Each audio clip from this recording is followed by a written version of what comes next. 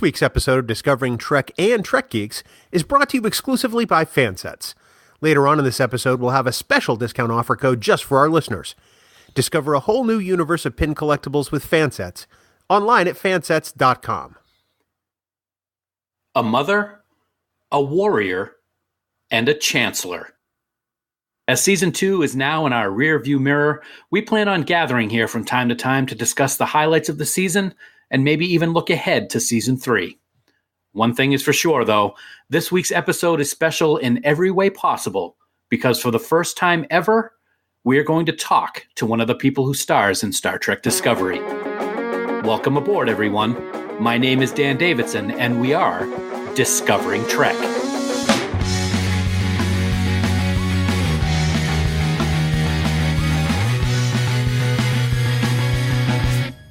Welcome one and all to Discovering Trek, the Star Trek Discovery Companion, presented by Fansets. You know, we're still trying to figure out exactly what the season finale means for the Discovery crew, as well as for all those they left behind in those shocking final moments of Such Sweet Sorrow Part 2. But there's one thing I am certain of. If it wasn't for the assistance of the Klingons and the Kelpians, Control would have won, and all life would have been destroyed. As always, this is the premier podcast for the most in-depth discussion and analysis about Star Trek Discovery. And even after the season wraps up, we're here to talk all things DSC. And for this week, in our first bonus episode, we felt we would put out all the stops and talk with someone who not only loves Trek, but just happens to play a beloved character on Star Trek Discovery. But before we do that, it's time to introduce my wonderful co-host. If he had to decide about professing his appreciation of me or his love for this podcast, I'm fairly certain he'd cut off my head, pitch it into the fire rivers of gall, and profess that he is the father of all podcasts. And I can't say that I blame him. He's my special friend, my brother in Trek, and my amazing number one. He is Bill Smith. Bill, QAPLA, my friend. It's great to have you here on our first bonus episode so soon after the end of Season 2. Well, you know, it's nice to have little surprises like this. We knew we'd get together from time to time, but who knew it would be for this? And I got to say, I love this Father of All Podcasts title that I've now been bestowed. I'm going to put that on some business cards because that's going to look fantastic.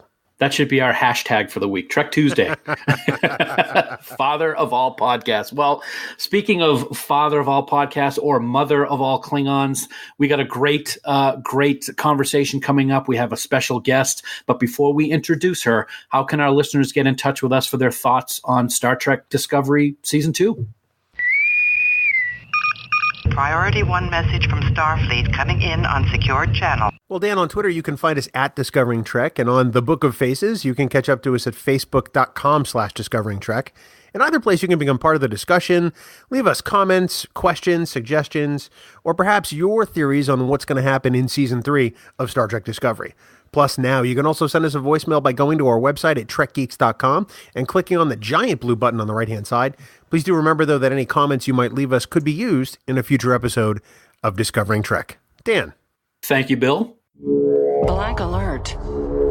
Black alert. When we come back, this episode of Discovering Trek may contain spoilers. So if you haven't watched Season 2 of Discovery, stop listening right now. Head on over to CBS All Access or wherever you watch Discovery. Watch all 14 episodes, then head back on over here to Discovering Trek. Failure to do that puts you at risk to find out plot developments and character details for all of Season 2.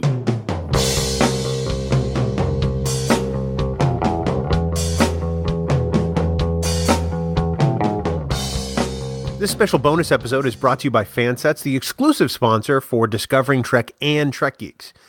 Now, you know, Dan and I are huge fans of Fansets because we're customers of theirs. And when we talk about their amazing line of pin products and collectibles, we do it because they truly are the best in the industry. When you place an order on fansets.com, you can be supremely confident that you're going to get the best products, the best prices, and hands down, the best customer service in the industry.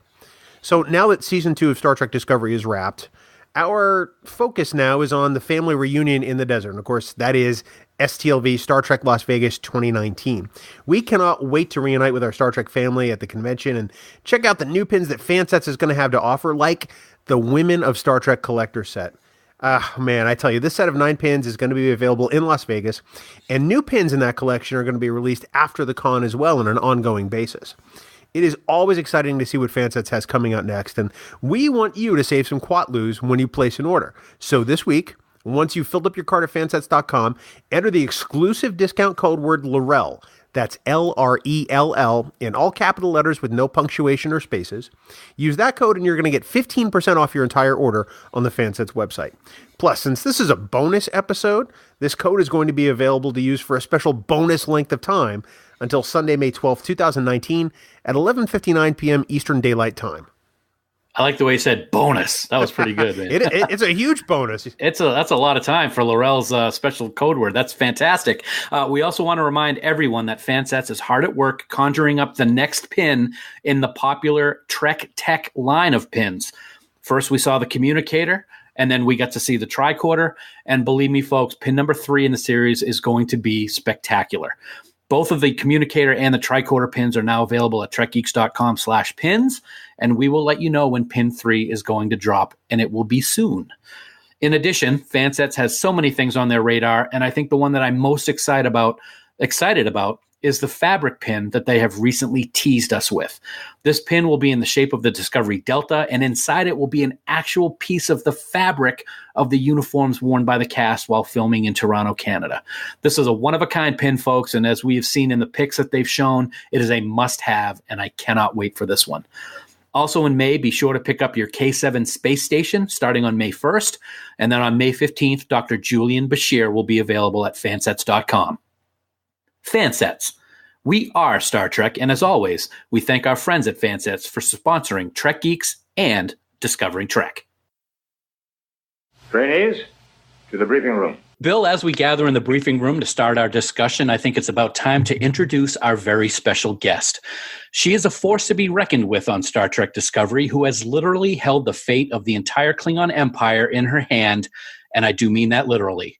My long-range scan after episode 13 was that I hoped she would show up in the finale, and she did in a big, big way. Her character is the mother of all Klingons, the Chancellor of the Klingon Empire, the one and only L'Rell of the Honored House of Mokai. She is Mary Chieffo, and she joins us here on Discovering Trek, and we could not be happier. Mary, thank you so much for joining us here. We're ecstatic. Wow, what an intro, guys. Oh, my gosh, thank you. That was epic. Man, well, I feel very accomplished. He does nice work. A lot. Yeah. Well, we're so thrilled. We've loved watching the 2 seasons of Discovery that we've seen so far, and you have been a huge part of it. We've loved what you've done. So to be able to have you here on the show for our listeners to ask you a couple of questions and to get your thoughts on stuff is just an incredible honor for us. Well, thank you. I'm really thrilled you asked. I'm a big geek at heart, and I love to analyze and talk about all the crazy stories we're telling. So it's always a thrill to get to chat with people who are similarly passionate about the story. That's awesome. That's one of the things we love, and actually is kind of one of the first things I was going to bring up as we start the discussion. Excellent. as we've talked about many times here on Discovering Trek and on our other podcast, Trek Geeks, one of the things we love so much about Discovery's cast is their involvement with the fans, whether it's through social media or at conventions. You in particular are very, very engaged with us, and we noticed that right away at your first visit to STLV a couple of years ago. So my question is, what's your favorite aspect of what I can expect at times is an overwhelming fan base that can be so joyous, but at the same time can be very critical of the smallest detail? Great question. Love it. Yes, I mean, that was something from the very beginning I set out to do. I've mentioned before that I am a big geek. I grew up a lot in sci-fi and particularly fantasy, and I always hoped and dreamed that the actors and creators behind my favorite stories were as excited about it as I was. So when given this opportunity to actually dive into this incredibly fleshed out world, and just having the opportunity to do all the research, to learn about the culture, both the Trekkie culture and then the culture within the fictional world, I was just thrilled out of my mind. And that was, it was infectious. And from STLV that first year onwards, it's just been this incredible ride of meeting so many beautifully passionate people involved with Trek. But you rightfully say, it is overwhelming, but I also relate to that. I am someone that dives in head first. And, there's a lot to, the parallels between me and L'Rell is someone who is full force. And so I accept it all. I appreciate, people being meticulous. I appreciate people being critical in as long as it's, a productive criticism or thoughtful criticism, or it's really, the hope is with any storytelling, but I often liken sci-fi and fantasy to our modern mythology, is like we're putting these stories forth in order to elicit conversation. It would be very, very dull if we just put it out there and then no one reacted. That would be really disappointing. So it's far more thrilling, I think, for all of us, and certainly for me, to see a genuine reaction. And, we are the first cast to be fully immersed in the social media age while the show is airing, which I've observed from my perspective and heard from a lot of fans that it's a different relationship that you develop with the character when you are also developing a relationship with the actor. Sure. And certainly for me, since while I say there are parallels between me and L'Rell, there are obviously some very distinct differences as well, certainly visually. And that was part of why I really wanted to make sure that both on Twitter and Instagram, I got to know the fans as best I could as me, and let everyone know that while I can pretend to be this very often stoic and disciplined badass woman, I am also quite soft and squishy on the inside, and really do want to interact and dance with you at the convention, or hang out at Clark's bar or whatever it is. I wanted to make it clear that I could be both, that we all can be both, that we all have the capacity to contain multitudes. So, I could keep going on and on about, my relationship with the Trekkie community, but I've just found it just continues to grow. And I really felt that, particularly recently, with just people acknowledging that, after with the finale and everything, everything culminating, there's been a real kind of moment of reflection for everyone. And the posts I've been getting in the past week alone, after episode 14 aired, have been deeply moving and humbling in regards to the impact that I've been able to make just in letting people feel seen. We do something on Discovering Trek called long range scans, which are essentially our predictions for what we think is going to happen, either like in the next few episodes or beyond that. And I got to tell you, we're almost always wrong. and we're proud of that, because it says that, the writing is making us work for it as a viewer. And I appreciate that. Early on, I said L'Rell would be the power behind the throne, almost like a Lady Macbeth of sorts.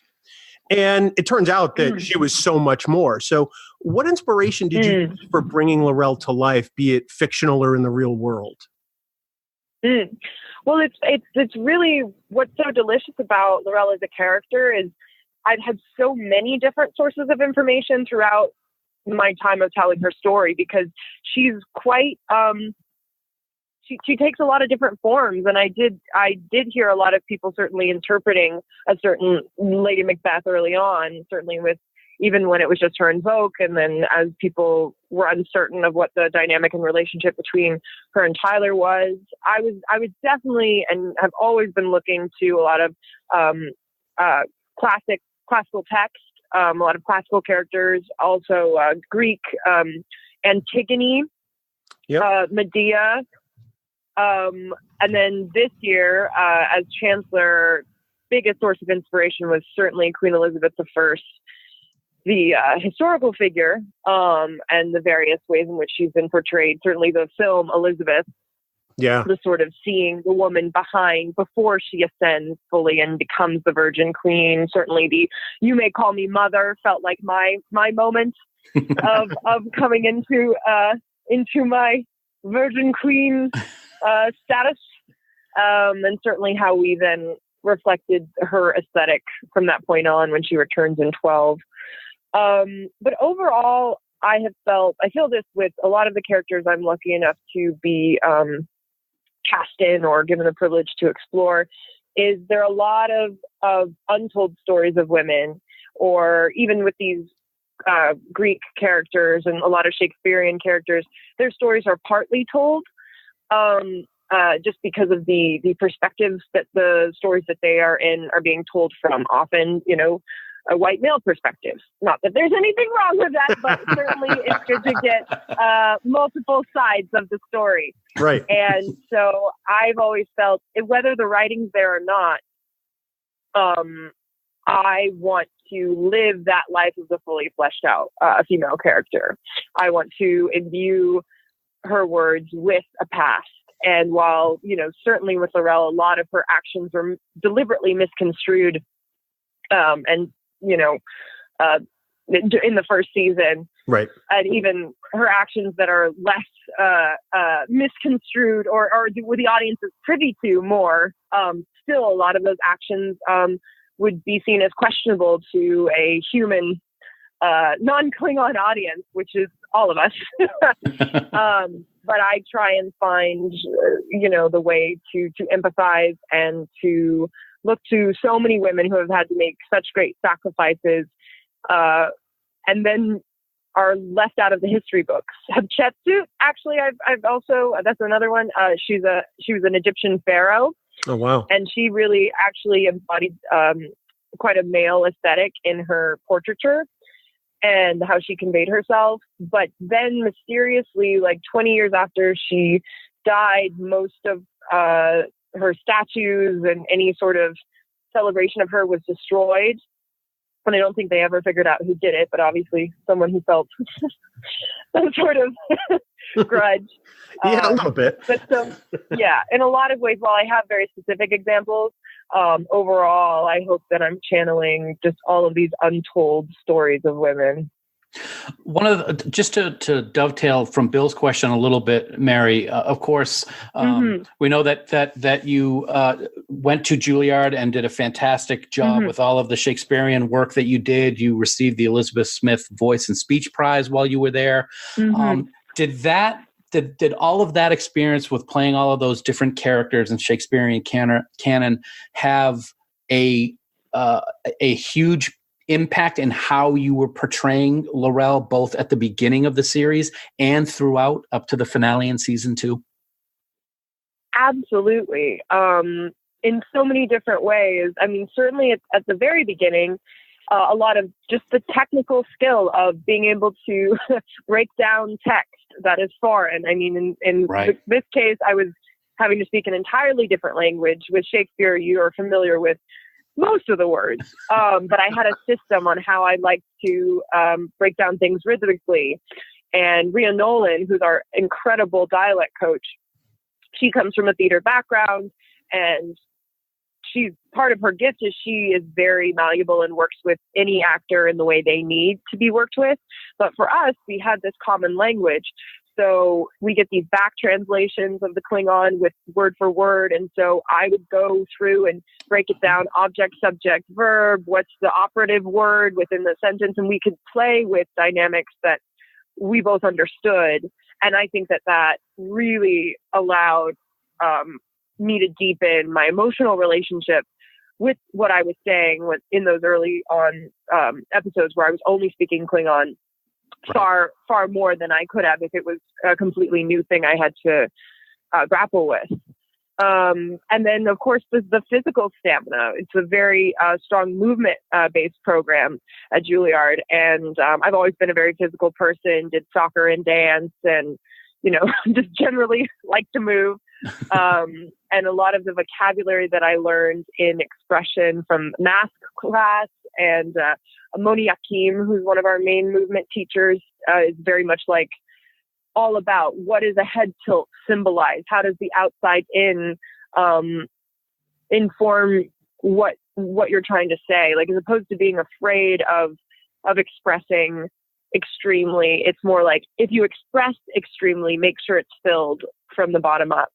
And so all of that kind of, I mean, beautifully came together in this one role, which is mind-boggling to me that, you know, my first big thing out of school is like, here's all the ways you can apply your training and technique, which is, you know, not what they told me when I was graduating. Certainly, you know, we have these industry classes and in your fourth year, and they're all saying, well, you know, in 10, 20 years, you'll be able to apply all the skills you learned. But for now, you just got to be you. And I was like, that's not what I signed up for.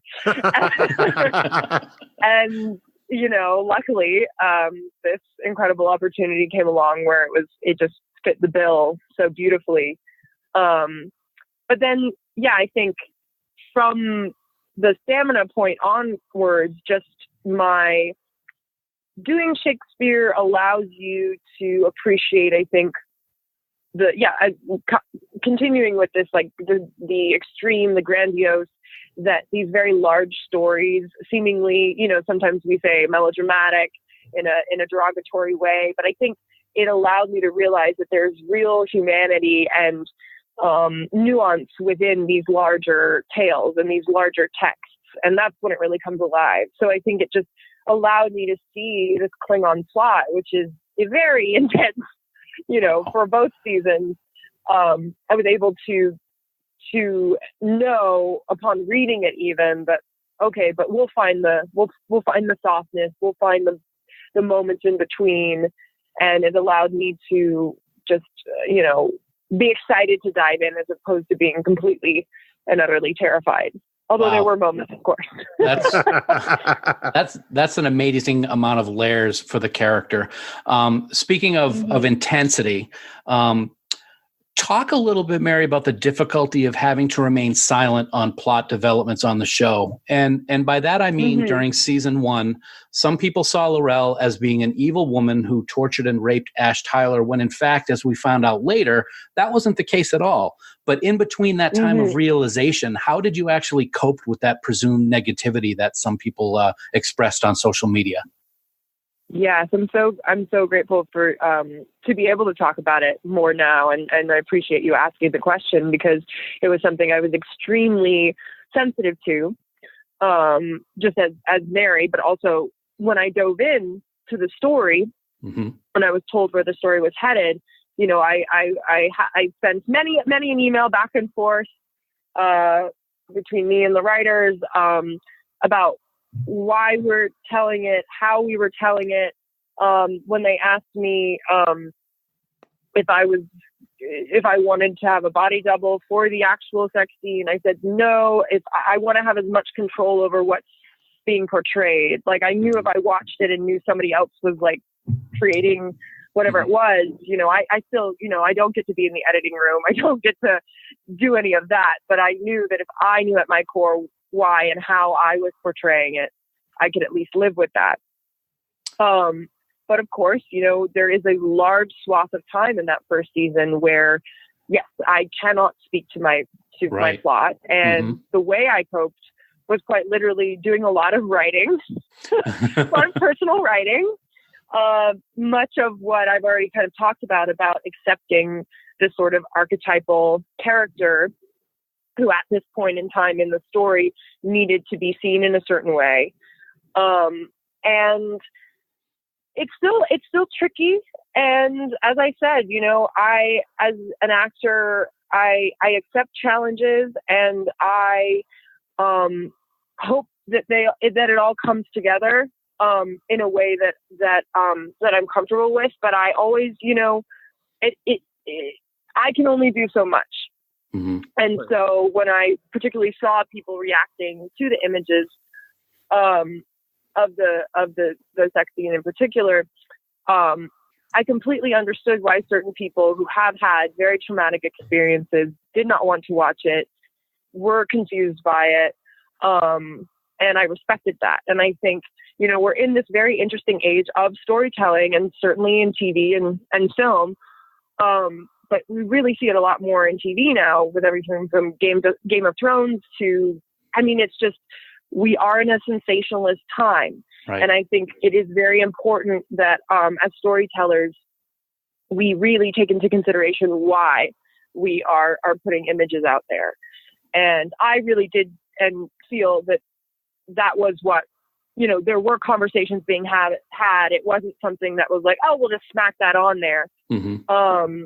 And so that was my relationship with it. But it was very difficult reading some of those tweets and not being able to even comment, in the middle. Yeah. Because I wanted to say, certainly to the people there were people that were feeling seen by as Ash Tyler, like through Ash Tyler and his experience.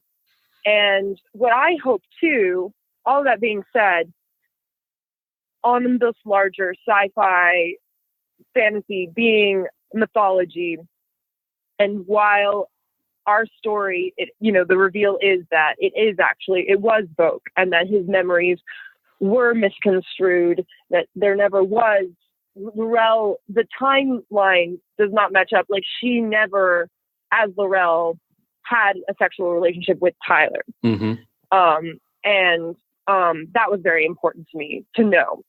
Right. I find that what we do then is we explore something that is so not part of our contemporary world, our human world. No one has ever been turned from a Klingon to a human. No one has had that experience. And yet Tyler's relationship with his duality, L'Rell's relationship with lost love, these are all themes that we grapple with. And what I hope is that in this mythological way, like if you look at any Greek myth, I mean, it's crazy, all the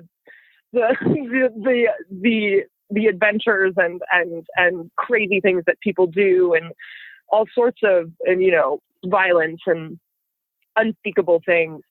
The hope is that it allows us to process these experiences on a different level and allows us to reflect. And harkening back to that first question, if we're not eliciting conversation, why are we here? And that's why I am really glad that I can speak more to it in more depth now that it's all out there, and we have seen the continued journey of these characters. And that was something that certainly heading into season 2, I hoped that we would at least somewhat touch on the repercussions of that, because I felt that there was still much conversation to be had between the two of them. And I come back to the fact that they're the only two humanoids in the galaxy who have had this kind of experience, of we were lovers and then you changed me, and then, so there's just, they have no history books to look at. They have no reference points. They don't have a Klingon therapist to hash it out with. They are very much on their own in dealing with this very, very heightened situation. I'm kind of, the gates have opened, like the floodgates or whatever right now, but I am just so glad that I can talk about it on a deeper level. And it has also really, it's made it so clear to me how much I want to be sensitive to that in any storytelling I do. This whole experience with the show has allowed me to understand who I am as an artist on a much deeper level, and the stories I want to tell, the characters I want to portray, how I want to portray them. So that's been just one of the largest gifts overall, is it's allowed me to really think about the type of art I want to put out there. So, one of the most impressive things overall with Discovery is the fact that people who wear significant makeup and prosthetics are still able to be very expressive as actors. And it's particularly in episode 14. I mean, the last scene with L'Rell and Tyler, just as Discovery is about to jump, we see a shot of Tyler watching them with L'Rell behind him watching Tyler. And they both look deeply affected. Can you sort of walk us through that part of the scene? What exactly is L'Rell feeling there? And is she feeling it for Vogue or for Tyler? I'm loving all of these questions. They're really cutting to like the core of all of it. So I appreciate it. It is really gratifying to hear. I can hear you diving in and understanding the story and being excited by it. So that's really filling to me. So just saying that. Yes, I was really glad that they had that moment, because of course the battle stuff is so fun in that episode, and it was great to go full-fledged Klingon. I mean, like, it's yeah, I mean, in the outfit, it was just, we were all giddy. But I really, yeah, it was really true. We were just thrilled. But to have the last seat be a quiet moment, I thought was such a gift, because that was so much of the goal for these characters from the get-go. While there was a lot of Klingon-y stuff, a lot of violence, a lot of craziness, a lot of, drama, at the end of the day, we hoped that we could bring these quieter moments to these larger-than-life characters. And but specifically in what was going on there, I really felt, I played a whole, imaginary game with myself about Tyler, how he got me there and all that stuff and committing to it. And something that I think has always been true for L'Rell, as we observed in the finale of the first season as well, is she's too smart and too sensitive to say no to a logical request. Right. Or, she's learned too much. And I often reference the fact that when we meet L'Rell in the first season, she's had pretty much no interaction with humans. And her first experience of humans is in the first season. With really human, one-on-one contact. Obviously, the relationship with Cornwell, right. And then Tyler, even though, and this is honestly, now that I'm thinking about it, this is very much the answer to your question, because I think that's all what is going through her head in that moment. They've been through so much, and he did, Tyler came back with her to Kronos, tried to help her out there. There is an allyship between them. I was really grateful we had that in 12 as well, a little bit more of that quieter reconciliation. Right. And while, I think they're both still very much committed to their own causes now, there's the shared history. And as she says, she does recognize that he is in love with Michael. And I think she ultimately respects that, and respects that I love that. That is not who you are. She says that to him, you are not Vogue. And he's never going to be anything but what he is now. But she's still heartbroken. So that's the end of that glance. And yet, but they made it, and she was able to be a hero, which I am really grateful they gave her that in this finale, that despite all of the heartbreak and all of the hardship, she still shows up and is of service to a larger cause. And I think ultimately that's the beauty of Star Trek, is that I'm actually crying. I'm so embarrassed. No, absolutely. No problem at all.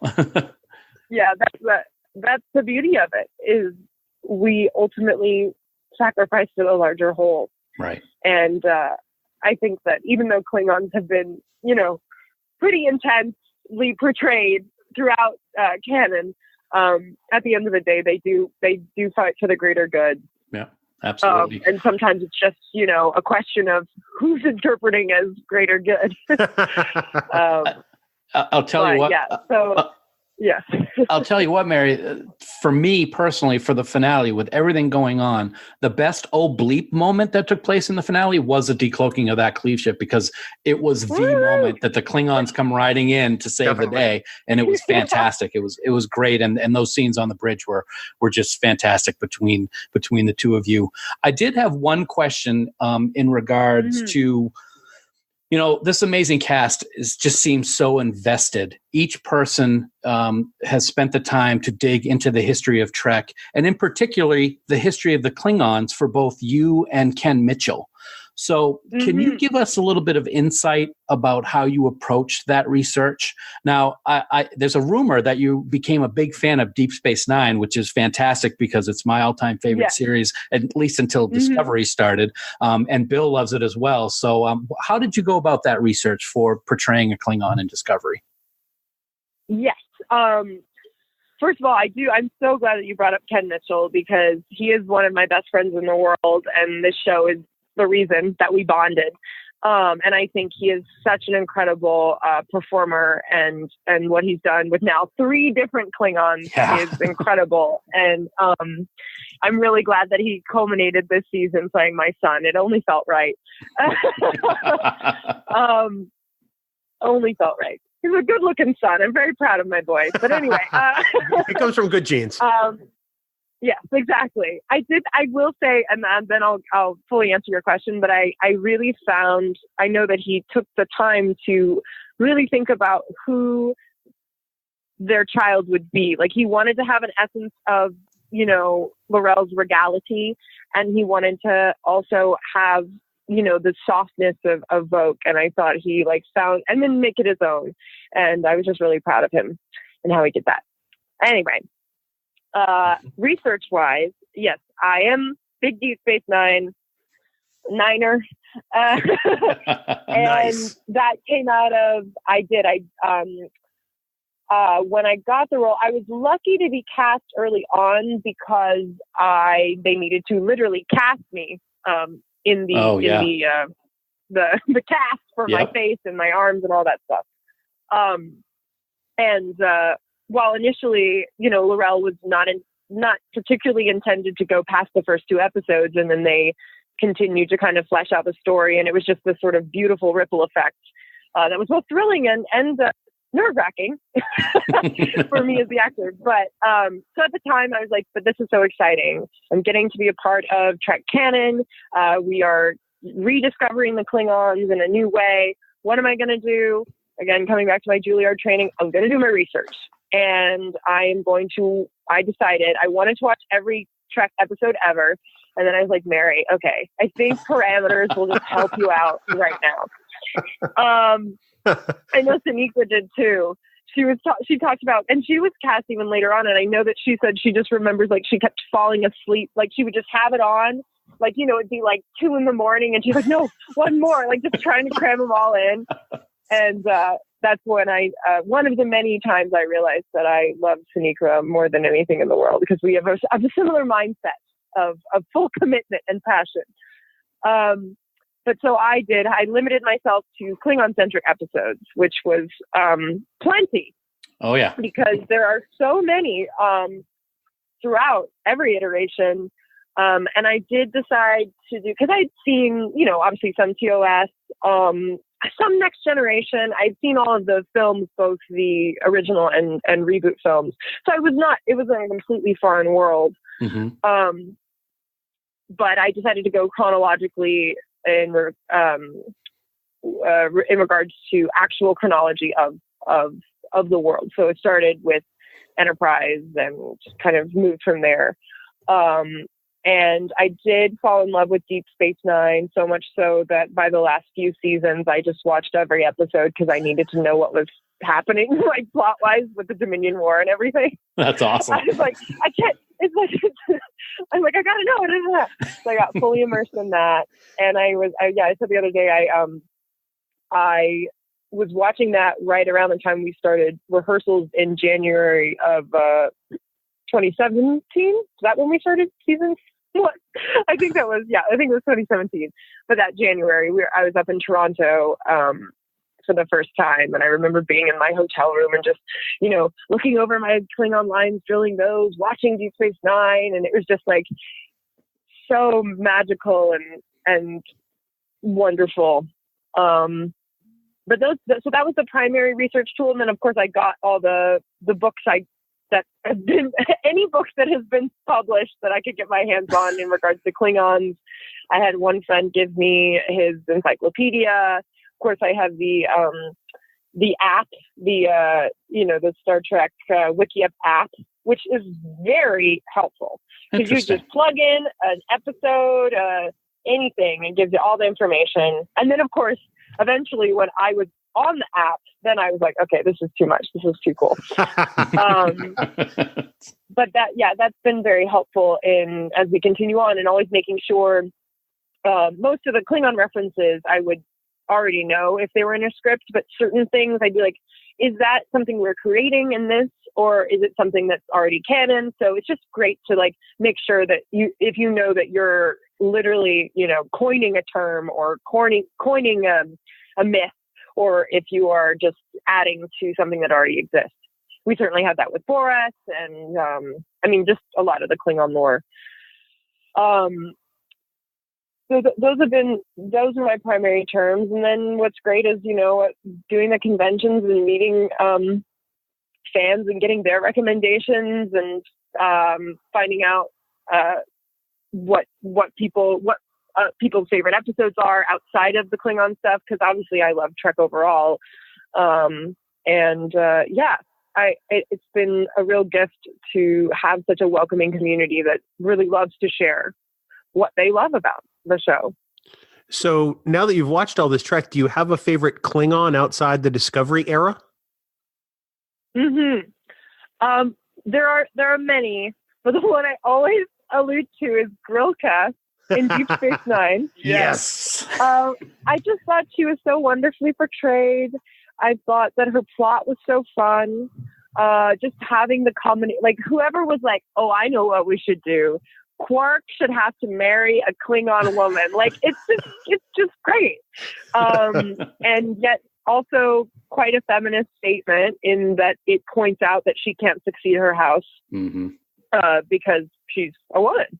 And I thought that was a great way to explore a theme, but still have it be a quite, fun episode. It wasn't, smashing everyone's head in over that fact. It was just kind of showing, oh, this is how their society is set up.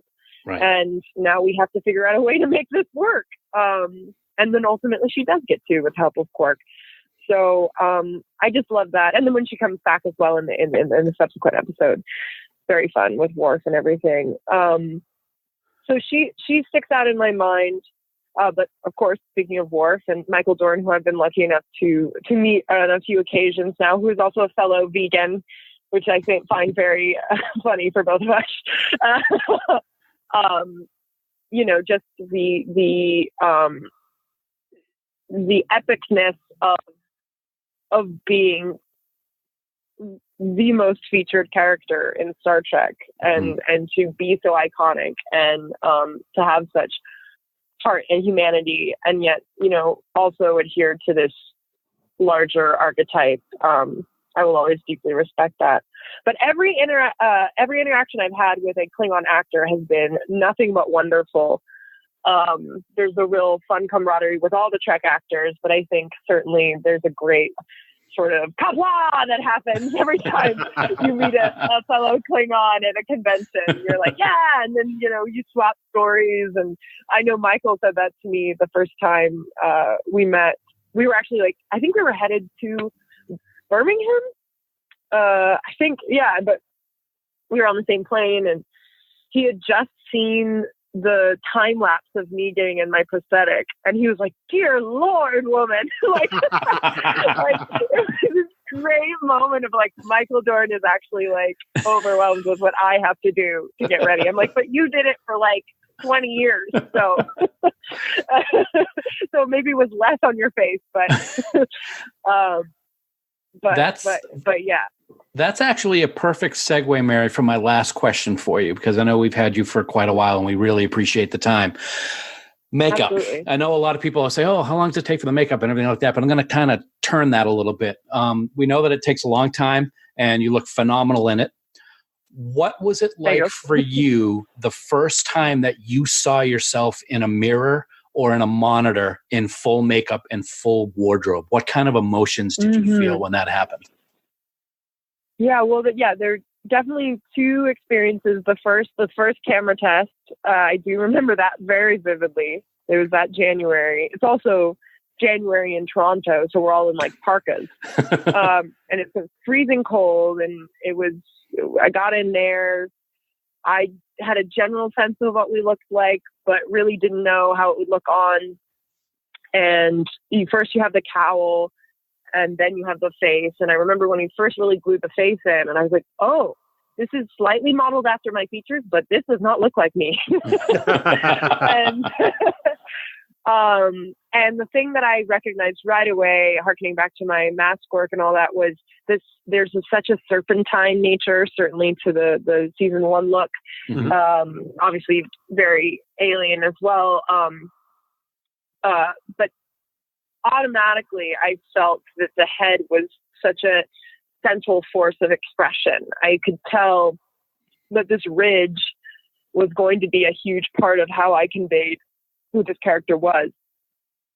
And there's a serpentine, obviously, but also a certain feline quality. And, but yeah, I remember sitting in that prosthetic trailer and seeing that and just starting to, and then to realize, oh, that's the level of expression I have in my mouth and my face. I see. That's what we got. And then putting in the teeth, of course, that really affects things. And I did, get to learn a lot from observation in the first 2 episodes because I was not laden with as much text until the 4th episode. So I really got to watch everyone else and how they were working with it and figure out how I would, differentiate my movement, and wanted to find the femininity within the masculine aesthetic and all that sort of stuff. But then I do actually, when talking about seeing myself in a monitor, I may have seen a few glimpses before this point, but I distinctly remember in episode 4 with Olatunde directing, who I will, he's awesome. Shout my praises of him to the rooftops forever. And he's directed episode 4. He also directed episode 13 last year. And then this year directed 3, and then our 2-part finale, which is like the craziest, most amazing feat. But he has been there at central moments of my Klingon story. And particularly with 4, it was the first moment of really fleshing out who L'Rell was. And I remember is I think our second day filming of the episode, and we were filming when I'm convincing Vogue to go over to the Shenzhou. And it's that cool sort of in the chamber with the map, which of course the map wasn't there, but they had it all lit. Right. In this beautiful lighting. And we were, supposed to be starving, so our masks were a little more gaunt. So we did get a little bit more expression, and my eyes were lit really well. And I walked by the monitor, and it was like one of my close-ups where I'm like walking around and like arguing with Vogue, and I saw this other creature. It was not me. Yeah. Wow. And I remember grabbing Tunde and being like, that's what it looks like? Like, my God, man, this is awesome. And I gripped his arm probably a little too hard. He's like, okay, Mary. But I think that really helped. Because we did ultimately, Ken actually requested that we get mirrors but on set, like in our waiting area, because you don't get fully strapped in until you're right there. So you can look at yourself in the trailer, but you're not fully in character. So it is very helpful to at least finally see that last moment when you are playing something so extreme, because you're like, oh, right, that's how I want to move. Right. And so that was really the moment where you can look at yourself in the mirror, but when you see how the camera captures it, and when it is so beautifully lit, like I thought Tunde in that episode and the dilithium processor scene as well, just like there was a certain softness that we were able to emit for these characters with the way that it was just so, ethereally and warmly lit. But I it's funny because I hadn't thought of that moment in a while, but you asked me that question. It was such a vivid, distinct moment in my experience. And I think it really did, shape how I continued to move as her. It gave me confidence, I think, to allow myself to find her essence more and more and be brave. Well, I'll tell you what, the character is amazing. You're amazing. Mary, we cannot thank you enough for not only joining us here today on Discovering Trek, but more importantly, for what you have brought to the Star Trek universe with your portrayal of L'Rell. She's a character of strength, a character of honor. You've done an absolutely amazing job in these 2 seasons of Star Trek Discovery. We hope we get to see this continued journey of the character on Discovery, and we wish you all the best going forward. Thank you so much. Thank you for your wonderful questions. It's been a real honor. You honor me. Thank you. Thank you.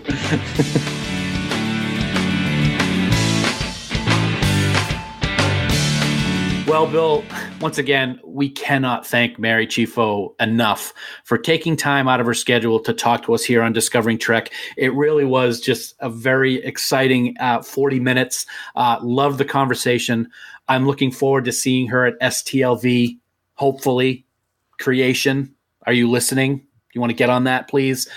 It was just a great conversation. Oh, it absolutely was. Such a delight to talk to. And it was just fascinating to hear the preparation that goes into playing L'Rell. I mean, we don't see her every episode, but that doesn't mean the preparation isn't any less exhaustive. And it's just, it was such a wonderful perspective to have. We can't thank Mary enough for coming on.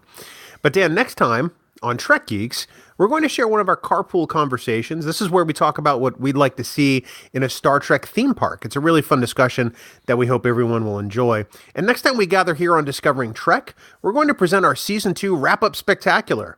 This season of Star Trek Discovery had so many amazing moments, and we're going to discuss them all here next time. Until then, remember that you can subscribe to Discovering Trek and Trek Geeks by searching for us on Apple Podcasts, Spotify, Google Podcasts, or by heading on over to trekgeeks.com and discoveringtrek.com, respectively.